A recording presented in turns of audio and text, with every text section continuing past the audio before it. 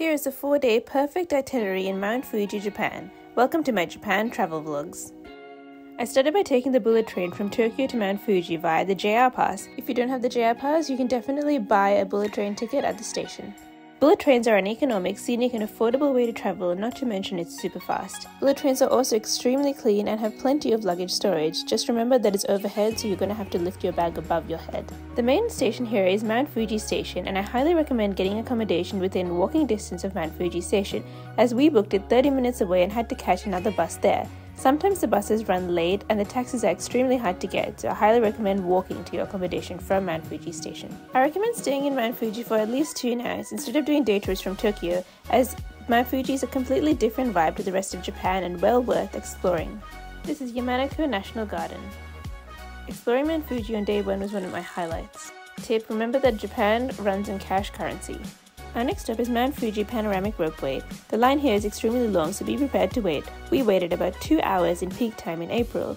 Just remember that all lines in Japan are basically extremely long. Once we finally got in, we took the cable car up to the top. Here's a mega tip about Mount Fuji. Check the satellite view to see whether the clouds are blocking Mount Fuji that day, so you can time when to best take this ropeway experience.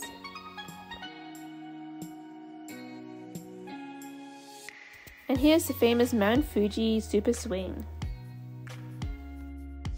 As we went in April, which is peak cherry blossom season, we admired the flowers and the beautiful nature of Mount Fuji.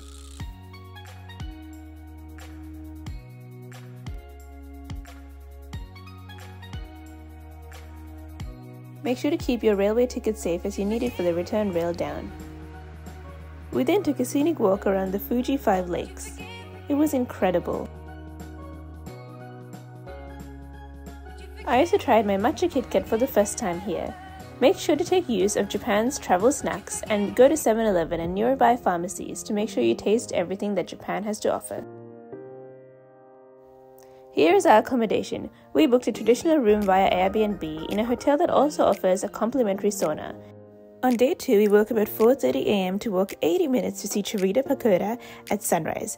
Chureito Pagoda gets really crowded and it's Fuji's most iconic place, so I highly recommend getting here at sunset to avoid the crowds and really experience it with peace. The walk is quite long, so wear running shoes and bring heaps of water and some snacks. Now, if you have rented a car, it's actually a lot easier to get here. The 80 minutes is because we were very far away from Fuji Station and didn't have a car. While the walk is very long, as mentioned, there's actually a lot of viewpoints of Mount Fuji on the way up, so you see different angles and enjoy it in different perspectives.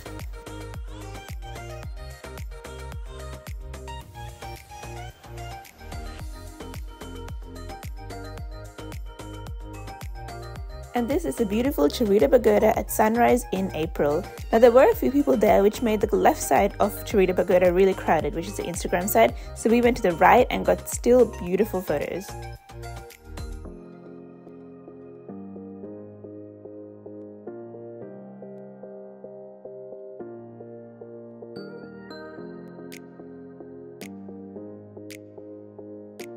Mount Fuji is so pretty, incredible. On our walk down, we enjoyed some nice Japanese flowers, and when we went down, we noticed that there was a train coming, so we had to just sit on the sidewalk and watch it go past. It was one of the traditional trains. We then went back to the main Mount Fuji station to have breakfast in this Western cafe and had some French toast, as most of the restaurants were actually closed this early in the morning. At Mount Fuji station, we bought a bus pass to get to the top of Mount Fuji, which is called the 5th station. Now, while these buses are actually quite large, there's only about 16 seats near the windows, so make sure you line up early and get a seat, as this is an incredible view and best to relax. When you're up there, you'll be walking a lot.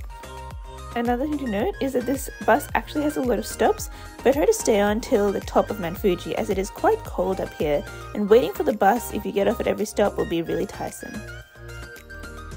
The top is so incredible. Some people actually do drive up here as well if you have a car.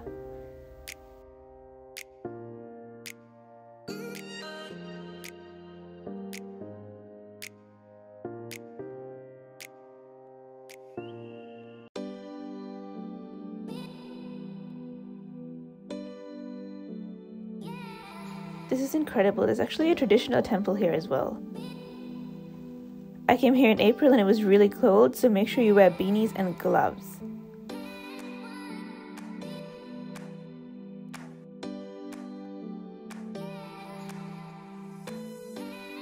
Now, as mentioned before, we did check the satellite view to see what Mount Fuji was going to be like that day, but we were running out of days and we had to do this, so it was a little bit cloudy, but the clouds did pass.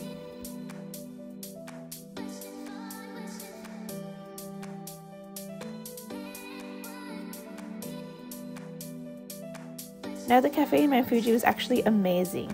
Japanese food actually has 3D models of each dish, so you know exactly what you're going to eat when you actually buy it.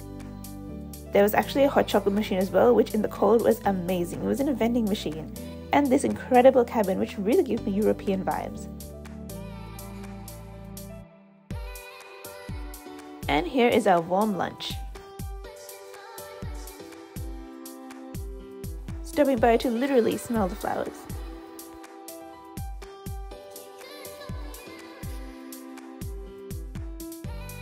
If you rent a car in Japan, just know that the street signs are also in English to make it easier for you. Day 3 also started off at Mount Fuji Station to get a bus ticket to Lake Yamanakaoko on bus line B. It was actually pretty difficult to find the bus stop. And make sure to try these classic Fuji biscuits, which will probably be in your accommodation. So great. Now, if you have more days in Mount Fuji, just know that there are different types of bus lines that you can catch, so you can explore the other ones, but bus line B is highly recommended. It's also home to this hidden gem, a waterfall with 4 private seats. How incredible!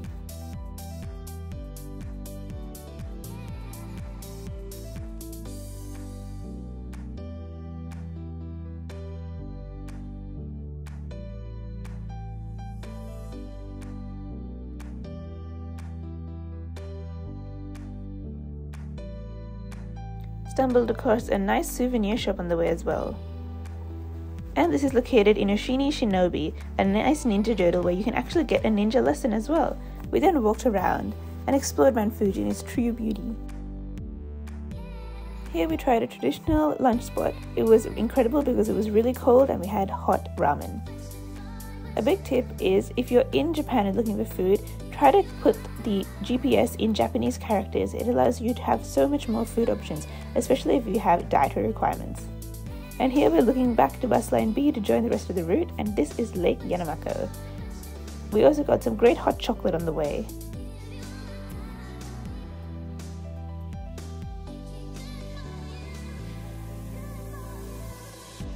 Stopped by 7-Eleven on the way back to get some snacks for the much needed journey tomorrow.